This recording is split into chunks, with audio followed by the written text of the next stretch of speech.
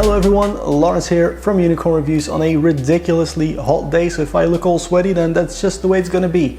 I'm here with the P350X from Phanteks. It's a new case they do, it's in between the P300 and the P400 as you would expect. I bought this one for two reasons. Number one, I really like its size and the way it looks. It's quite small, but it still fits everything you really need to fit in your computer without dwarfing everything. You know, with all the big cases these days, with radiators support in the front and in the top and in the back and everywhere, it just looks like all the hardware inside is just dwarfed, and you don't get that with this one. Also, the price was really good. And let's start with that price. At under 80 euros, you get tempered glass, you get digital RGB, and you get all the features you could possibly expect from a sub 100 euro case. But let's see if it's all that good though. First of all, the build quality. The case is made almost entirely from steel, and while it's good enough, in some places it can be a little bit on the thin side. The front panel is all plastic though, but I think it color matches the top rather nicely. Now in the side, as you can see over there, is a digital, so that's addressable RGB. There's a whole strip over there, and then there are also two of those strips in the front panel. So then how did Phanteks get the price point so damn low? First of all, the tempered glass, it's not the full height of the case, it's only up to about here, and then the lower bit is just steel. And what Phanteks does here is really interesting. Instead of having your power supply cover and then behind that a window, right now the power supply cover is also the side panel of the case over there. And that of course cuts down on the amount of material you need, and therefore also on packaging because the case is now lighter, but also on the tooling cost because there's only one panel to shape instead of two. So it's really interesting, and because of all this sort of stuff, you know, the price is really good at under 80 euros. So about that side panel then, where it splits, there's obviously the RGB strip, and I really like the way Phanteks implemented this one. First of all, it's not too over the top, it's just nice subtle RGB. You can see that there's a bit of an effect going on over there, but it's not distracting from anything else. So I really like the implementation.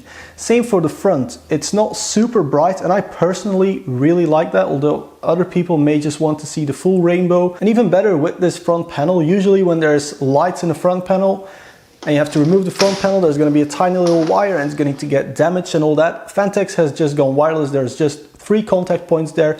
Really like the implementation. However, as you can see, the hard drive or SSD mount, you can put whatever you want in there, is front loading with front cables as well. The hard drive you can get cables from the rear, but the SSD you can't because the holes are just not there to put it in the other way around. So the cables are going to come out from the front and they will have to go through a hole to get to the back of the motherboard tray for your cable management. What can happen here is your SATA or your SATA power cable can cover a little alignment hole that the 3-pin needs, and that's just super annoying. But because it's front loading drives, I would have super liked it if there was just a hot swap backplane and the case was 5 or 10 euros more.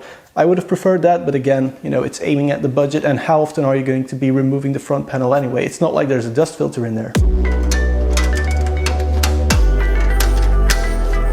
Now, the main compartment with this case is super simple. It's just a massive hole for your motherboard and graphics card. That's it. There are no SSD mounts or hard drive mounts, no reservoir mounts, no radiator mounts, although you can put up to a 280 in the front. You can only take one that's up to 31 centimeters long, or it will take the very low profile front I/O cables, but again, that's just the space limitation there. So this is definitely aimed at air cooling builds.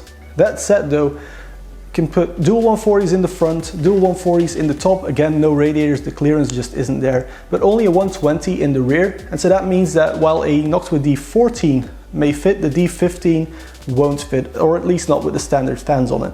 At the back of the case, you'll find a removable dust filter for the power supply, along with the PCI mounts. And again, I'm not really a fan of the PCI mounts. It uses thumb screws, but they were way too tight from the factory, as they always are. But the problem is the thumb screw won't go through the hole in the little latch that goes on top of it. So it's just a weird procedure, and I just in general don't really like this design. Moving to the back of the motherboard tray then, there's a lot of room for pretty much whatever. First of all, you will notice a giant cutout for CPU cooler installation. Something you might want to do because it's otherwise pretty annoying to get the 8-pin in when you already have your CPU cooler installed. And again, you probably want to be running a massive air cooler in this case.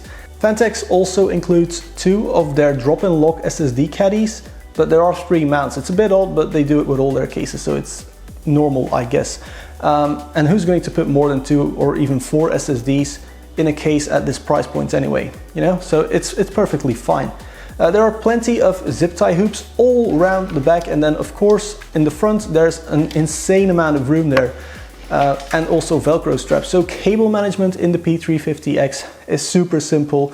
I spent about 5 minutes on my cable management. I think it looks pretty decent. So now that we've covered all that stuff, let's move to performance. First of all, noise performance. I could not really measure any audible difference between running the panels or not. So if you are looking for a very quiet case, this probably isn't it. However, performance temperature-wise is really good.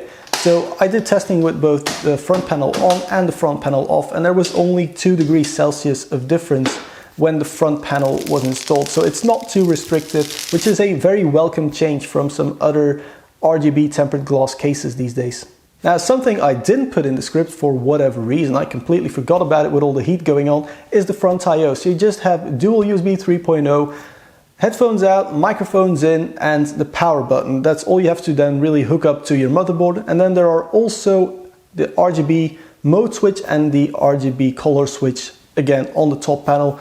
That's all a separate RGB controller, which you can of course expand with Phanteks gear as well. So anyway guys, for a conclusion, do I like the P350X?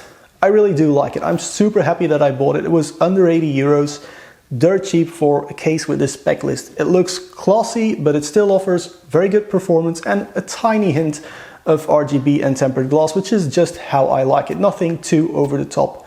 The case is really easy to work in, and it's just something you can recommend to anyone. However, that said, I don't like the implementation of the PCI brackets or the front-loading hard drives. But if Phanteks were to have a hot swap backplane for that front-loading drive cage, that would be super awesome. Anyway guys, if you like this video, please hit that like button or the dislike button, whatever. It doesn't really matter on YouTube these days. Leave a comment if you have any questions, and then there's also all the usual subscribe and hit the bell icon stuff that YouTubers will tell you these days, but again, it doesn't matter anymore. If you want more frequent updates though, there is a Twitter where I complain about stuff and an Instagram where I post fancy pictures of hardware. For now, massive thanks for watching. I'll see you guys in the next one.